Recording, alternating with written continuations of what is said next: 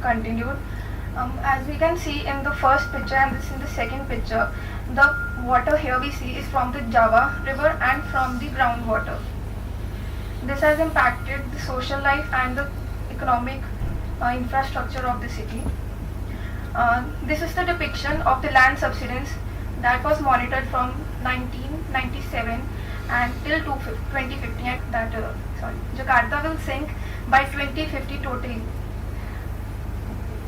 The response by the government is the Garuda project, which was implemented in 2014, in which a 24-meter height wall, sea wall, and 40 kilometers long sea wall is to be constructed, which would create another sea facing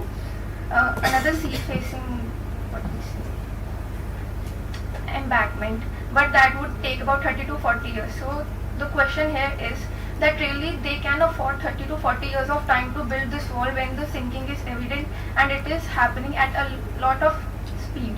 Though subsidence, I forgot to mention, subsidence is a really slow process, but due to the factors combined, the seismic zones, the groundwater sinking, the land geology and the location, they all can and they are making this a fast process. Another thing the government proposed is the cleaning of the polluted water body towards the study area of Joshimath. Joshimath is the most important town situated in the Garhwal region of the Chamoli district. Joshimath connects the district to Badrinath, Auli, Valley of Flowers and Hemkund Sahib. The Joshimath acts as the diversion points for the three places and Auli, and it hosts a ropeway for Auli.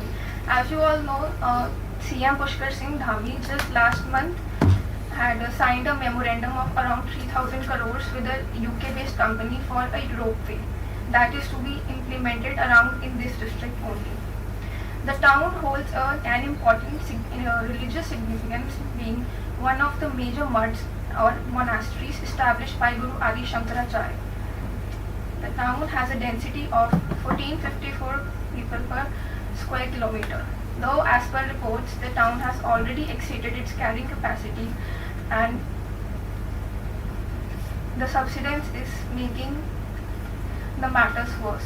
The basic economy of the town lies in commerce, tourism and agriculture. Not forget to mention that every household produces one army.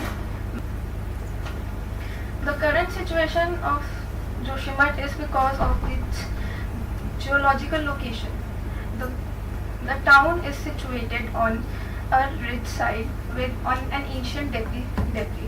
On the north and on the south, there are two rivers that flow. On the north, it flows Alaknanda River, and on the south flows Dhauliganga River. Two streams flow on the left or the east and the west side of the town. Also, Alaknanda River is a major river that after the confluence creates Ganga River, and Tapovan Vishnu Prayag project is being constructed on the Alaknanda River, which is making the matters worse. And there are some tunneling projects which are also going around the city. As we all know that Joshimath is developed on the ancient landslide area. The compaction of the land is very low. It is not solid and it is not fit for the construction. It is constructed on boulders that are flow packed and have groundwater. The city relies on groundwater for its needs, and due to excessive, and the city lies in seismic zone 4, which is prone to landslides. All these three factors, when combined together, what we saw last year was the subsidence that was caused by these factors only. And it was seen that in 12 days alone, the city sunk by 50 mm. And as per the Mishra Commission in 1975, and 4 studies were conducted afterwards, all the 5 reports stated that the city is not fit for habitation and it should be and something should be done to this. Presently, Joshimath is sinking by 650 mm every year. This is the current situation. The roads have fissures, the houses, the construction, even the vernacular construction is being affected. After the impact of the sinking, around 4,500 people were damaged, and 200 families were evacuated. They had to leave their ancestral lands, and 15 tourist accommodations were demolished, and they were not reconstructed. As per the government, nothing has been done to mitigate this measure. As in 1975, the government totally rubbished the report and didn't pay any heed to this. The CM Pushkar Singh Dhami only gave relief fund for the rehabilitation and rent support, but nothing has been done. In the end, I'd like to conclude that the hill states also need planning and efficient planning, not the ones that we do on the plains. The development on the hills should be in collaboration with the government, with the people, with the ecology, environment, seeking the geological information, the geological formation, and the history and significance. Disaster mitigation plans should be implemented. As of now, Joshimath does not have even a master plan, and the disaster mitigation plan is outdated. Thank you.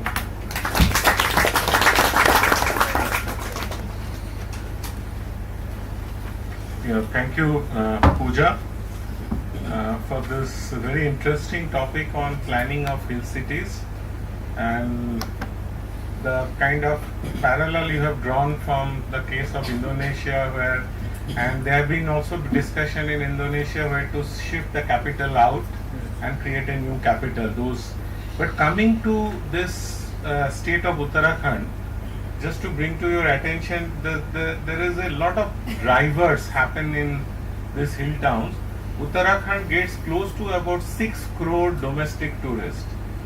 Every year, 6 crore domestic tourists. The state's economy grossly dependent on tourism. So you know that you'll see a lot of road shows and other where they're asking for more. Very recently, maybe a month ago, there was a national news that Uttarakhand wants more tourism. Now this is the kind of a very complex decision between tourism, local economy and ecological conservation. And this is it's not very one way. Like if you go to many other European hill states, they use money as a trigger. For example, if you want to spend one night in Maldives, you have to spend minimum $500. Otherwise, they will not. For case of Thailand, they had shut down one very popular destination because it was crumbling on tourist visits. For 1 year or 2 years, they allowed completely. So these are very tough decisions to be taken for, so how to look at those aspects of this. The third thing is that what Uttarakhand has on its payroll, only 3 planners. It has close to about 60-70 urban local bodies, only 3 planners to make any form of plan. As a result, even they prepare plan, these are not. And hill state, we need planning beyond urban area. So more like regional and other things. So it is another challenge that if you want, who is going to make those plans? Even if you hire a consultant, it makes a plan, then who is going to implement it? So planning of our hill town is an area which is grossly neglected, and if you look at our urban planning guideline, URDPFI in Delhi doesn't have a very big section or explaining how to build plan on this area. So thank you very much for highlighting. One big round of applause, Pooja, for this. And then I invite the final speaker, and with a very interesting topic of artificial intelligence in climate change, mitigation and adaptation. The authors are Kritika Thakur, Sandeep Dhakar and Ritu Rajkaur. So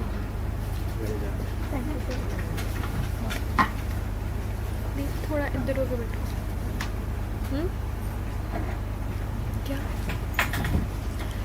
पीछे बैठ जाओ पीछे वाली chair खाली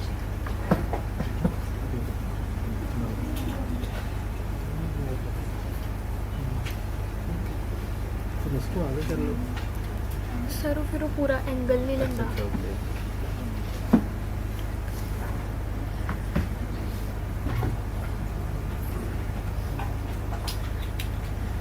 Okay. So very good afternoon to all present here. So our topic is role of artificial intelligence in climate change, mitigation and adaptation, a new frontier in environment sustainability. So in this first we talk about what is climate change. Climate change refers to long-term shift in temperature and weather pattern. Such shift can be natural due to sun activity, volcanic eruption, but since 18th, human activity has been main driver of climate change due to burning of fossil fuels like coal, oil and gases. Now what question arises is who is responsible for climate change? Humans are responsible for global warming. The average temperature of the Earth's surface is now 11 degrees Celsius warmer than it was in the late 18th, before the Industrial Revolution, and warmer than at any time in the last 1000 years. The last decade 2011 to 20 was the warmest on record, and each of the last 4 decades has been warmer than any previous decade in 1850. So next, what makes climate change? So there are different factors such as changes in the sun, earth orbit, clouds, ice sheets, volcanic eruption and changes in the gas in the atmosphere, greenhouse effect. Greenhouse effect act as a blanket of variation, etc.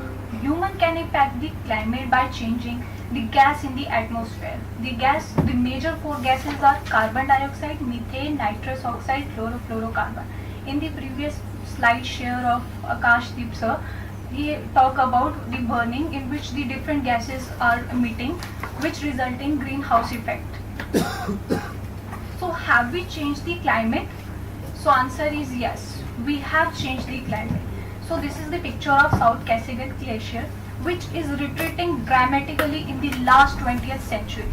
So if we see in the picture of 1928, we can see the dramatic change, the glaciers of melting down. The next, the evidences of rapid climate change. The number one is global temperature is rising. The global temperature is rising about 1.5 degrees Celsius since the last 19th century. This change is happening due to carbon emission and some human activities. Monday 3 July 2013 was the hottest day ever recorded globally, according to data from the US National Center from Urban Prediction.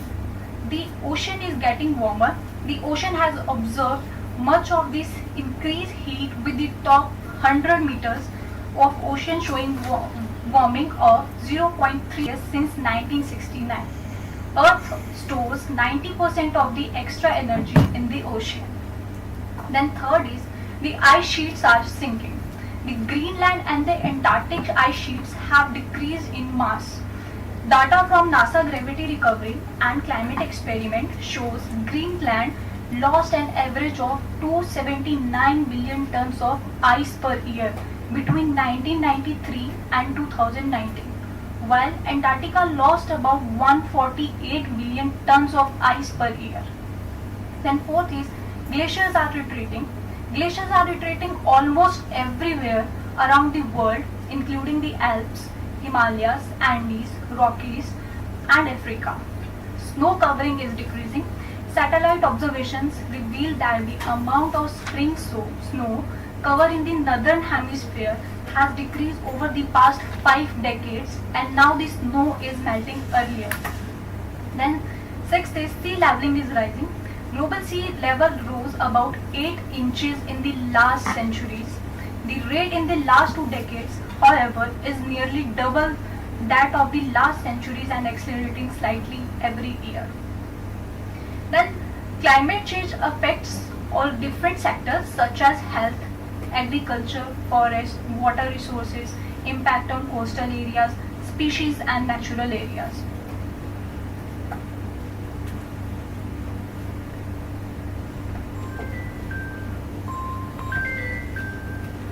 So, thank you, Kritika. So, second part of this research, and it's what it's currently at. So, AI is the ability to machines or computer controlled software to execute tasks that are associated with intelligence. As a result, AI is a branch of computer science whose goals to create intelligent machines that can replicate human behavior or other sectors of the industries. Then this is the climate modeling with the help of AI technology. The artificial intelligence, a step change in climate modeling, predictions of climate adaptations. So there are some comparisons of AI powered vulnerability assessment tools. The assessment tools are the machine learning, the deep learning, natural language processing, and the computer vision. So with the help of AI technology in machine learning, the purpose of this machine learning is the predicting the future climate pattern and the changes जो हो रहे हैं. Then the input data is climate model, historical climate data and satellite imagery. The outcome which we get, it is a projection of future temperature, precipitation and other climate variables, and the applications of this machine learning. The information climate policy we do, the guiding adaptation and the strategies. So in deep learning, we analyze the satellite imagery to detect the changes in the land use pattern and the vegetation pattern. Then input the satellite imagery, the land use maps, identification of changes in land use pattern and vegetation cover and outcome. The example, we monitor the deforestation and the guiding land use planning. Secondly, this is a renewable energy optimization. So with the help of AI, the optimize the operation of renewable energy sources and enhance their efficiency. So there are the 5 types of renewable energy, major 5 types of renewable energy. Global renewable energy capacity is expanding at a record pace. So there is a like wind renewable energy, 6.6% global electricity contribute globally 2022. Then there is a geothermal renewable energy contributes to 1%, hydro limited as a 15.3%, solar 3.7%, and the biomass comprises of 2.3%. So in India, the example of Tata Power Limited joined hands with the Autogrid to expand AI-enabled smart energy management systems in the Mumbai to reduce the energy consumption of the people in Mumbai. Then there is the energy efficiency in data centers. So AI reduce energy consumption through predictive maintenance and efficient resources management with the help of AI. Around 2% of global greenhouse emission are produced by data centers. तो data center यहाँ बहुत बड़े बड़े data centers like Google, Facebook और code दिया तो so big data center and they use to cool down the electricity जो ज़्यादा कंज्यूम करते हैं but with the help of AI they reduce the 40%. And there is a climate monitoring, how we climate monitoring with the help of AI technology. NASA takes the initiative and the ISRO is also taken initiatives.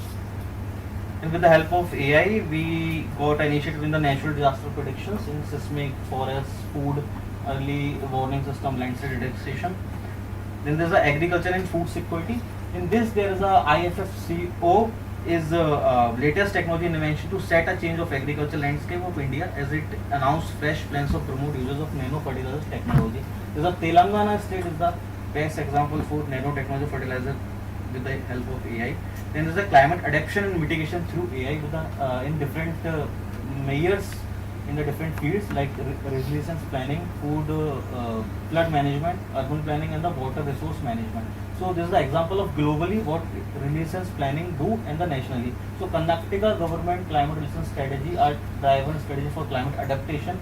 Chennai resilience planning, AI and GIS for sea level rise and increase rainfall. This is the like Kerala, Jaipur smart cities for transportation and water management, water supply optimization with the help of AI. Then there is a AI initiative for Indian cities.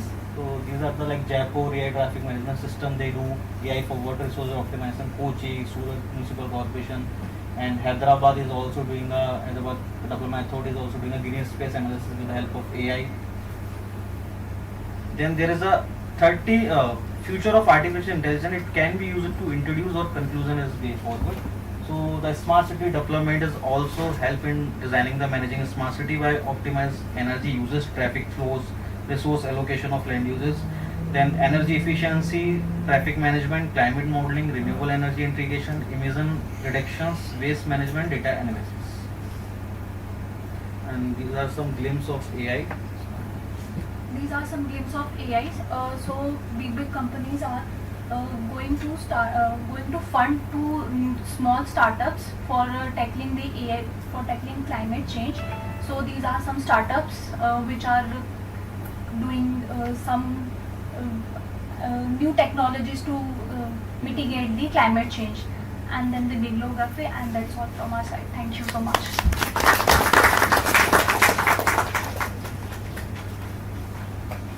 Okay, thank you very much. I think it's a future-looking paper, trying to look at the role of technologies, and all of us know in climate change there are a lot of assessment model and prediction model and number of models, etc. So in artificial intelligence, how probably forecasting the climate change impact would be in one area where it's of future exploration.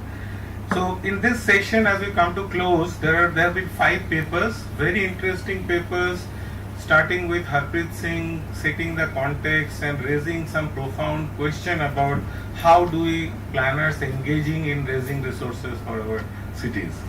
Followed by another very thought-provoking paper from Vinod and Dr. Kuldeep Singh about equitable development of TOD, and how critically looking at the DDS TOD policy. Then another very interesting paper on wetland pollution and how to safeguard some of the wetlands in our, particularly the case of Kanjli in Kapurthala. The fourth one on disaster and mitigation in Joshimath, where the issue of subsistence that is taking shape, and also there are challenges of tourism versus conservation, and finally the artificial intelligence and role in climate change modeling. So I would like to thank all the scholars for their effort presenting, setting up the context. But before I close, I am very tempted to open the floor for 2 questions, so that it doesn't go just as a kind of presentation by the scholars. So if there are any question for the 5 speakers, the floor is open now. So my question is, sir, you have to... Can you just introduce yourself and speak a little louder? Yes, I am Jatkas from Transport, third semester. My question is that, sir, you have to compare per capita income infrastructure, which is 17, which is compared to with UK, which is 342. Sir, can you explain how to compare it? Because UK has 67 million population, which is 6 crore. India has 142 crore population. UK has 2 crore area. India has 32 crore population. How it is Okay. I comparable? think your question is taken. I think understood. And which is any other, the second question from the hall, so that I will collect the question and then distribute. This was directed to Harpreet, the question about how do you compare Yes, per sir. capita Sir, given the power. Yes. Sir, I think it is the wrongest method which is used by everyone to calculate per capita income, per property, because Sure. we have to consideration the population. Okay. Our population is more, other country has less population. The denominators are more. That is creating that number. Okay. The second question. So my name is Divyanshi, and you discussed the point. Who? You discussed the point for the role of land use in urban finance. So I just wanted you to explain that. Okay. Any other last question for the before we close the any other comment question? Okay. Now I think both the question is directed to Harpreet. One is there a method which is per capita given our denominator is quite large, because when you have population, one of our province is equal to a country in European Union. The second question from her is population, not the whole population. Okay. The second part, is there a better indicator? Is there a proxy of telling the governments that we are investing less? Okay. So one thing that you as a researcher should know is to gather a proxy indicator. There are no right indicators. You need a proxy indicator. So the question, the figure that you saw, it is not per capita income. See the slide again. It's per capita expenditure. How much we are spending on infrastructure, right? Now try to understand the difference. I said capital investments. So the capital investments in the other countries, which is basically into creation of assets, right? That's not done in other countries. That's all operational expenditure. they have metros, they have roads, they have houses. So they stop investing into capital infrastructure. They are largely into operation and maintenance, making bigger sewer pipes, extending it. So that way, that is largely what development communities see and hold governments accountable of how much are you reinvesting onto us. Okay, now did you get it? There's a difference. So your per capita income in country like India in urban sense is more than about $1,000. Okay, but what the government is spending on you is $17 a year, $14 a year. So there's an income side and there's an expenditure side. Okay, did you get the point now? It's a question of allocation of resources. Allocation of resources. आप urban से 65% 70% आपकी जो income है देश की urban से लेते हो, बट जब आप पैसा रिडिस्ट्रीब्यूट करते हैं वो कम आता है. But I think this is a very interesting question, and I would like you to also take this dialogue outside after this, because otherwise Ashwini ji will kill me because the lunch is going to get delayed and he has post-lunch appointment. So the second question, back to you. Sorry, your question was about how do we Role of land use. in reality, when you draw a master plan, it's in the absence of what land value it will create per acre investment, right? Typically, to put a per acre, say you are making this university, laying up of water pipe, laying up of everything, infrastructure, it typically works anything between per acre between 35 lakhs to about 1 CR, depending upon your density. अगर आपने पर एकड़ density आप assume करते हो 300 people per acre, so one would say कि 10 लाख रुपए की ज़मीन है, और अगर 10 लाख की ज़मीन के ऊपर 35 लाख रुपए का इंफ्रास्ट्रक्चर बनाया, तो in reality what you would be selling it at is at a minimum about 75 lakhs, because you have to get that money back. But as an urban planner, what we do, we only just assume land acquisition cost. We forget about the cost of infrastructure that has to be put in, because we shift it down by saying ये EDC IDC से आ जाएगा. EDC IDC rates, one fixed, Indrajit sir would know it, one fixed are never revised for 10 years. No. It is revised every year. It is revised every year, but in not all urban local bodies. Every day. In all progressive local bodies. In Taran also. So that's very good then. I have not seen that getting revised in many places. It's largely done at piecemeal approach. So that's one way that you get back the value from your asset land uses. But that's how most of the time when you buy land from a private sector, DLF का plot लो और उसके सामने पुडा का plot होगा. पुडा का plot आपको सस्ता मिलेगा, DLF का महंगा मिलेगा. Because he's actuating his price, he's getting back his price and putting his margins over it. We basically let go of the margins. Okay. We should not. Thank you. Thank you, and one big round of applause for all the 5 speakers. And now I hand it over back to Professor Luthra.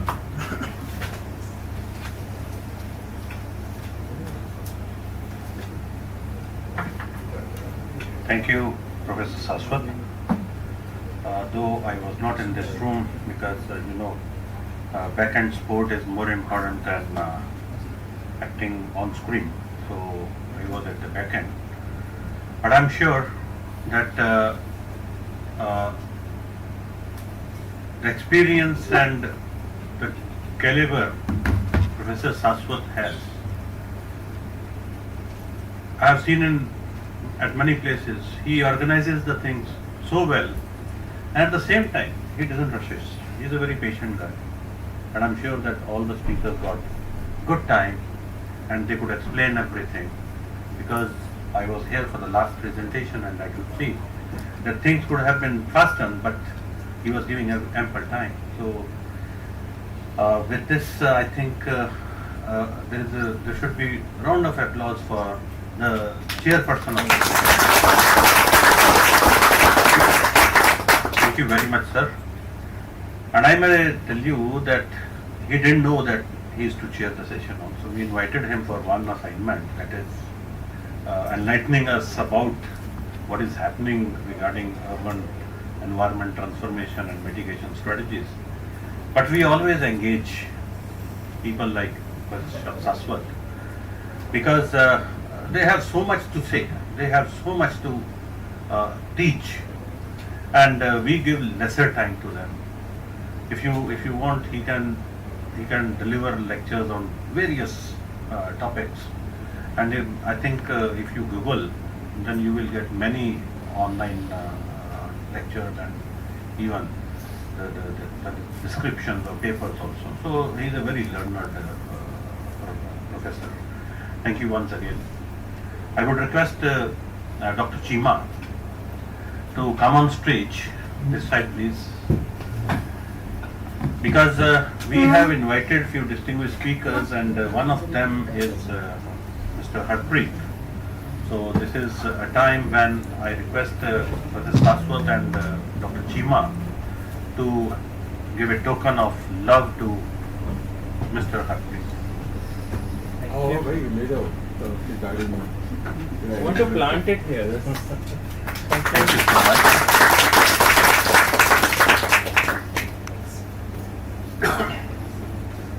So when we started, we didn't know that we are getting a magic person here, and that magic person is who rules the house, and big lions also become cats once they enter the house.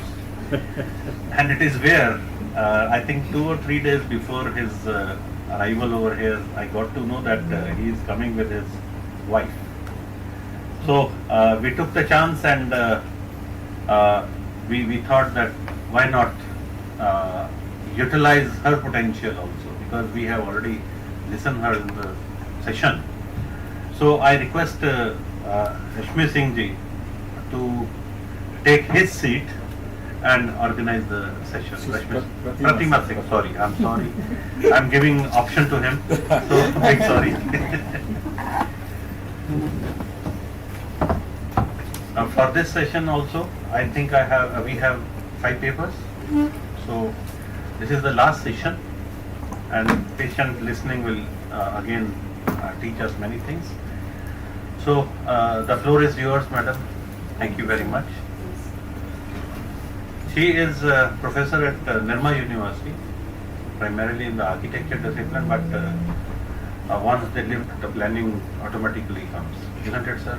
she's also a planner. So architect, planner, and let us listen. Thank you very much.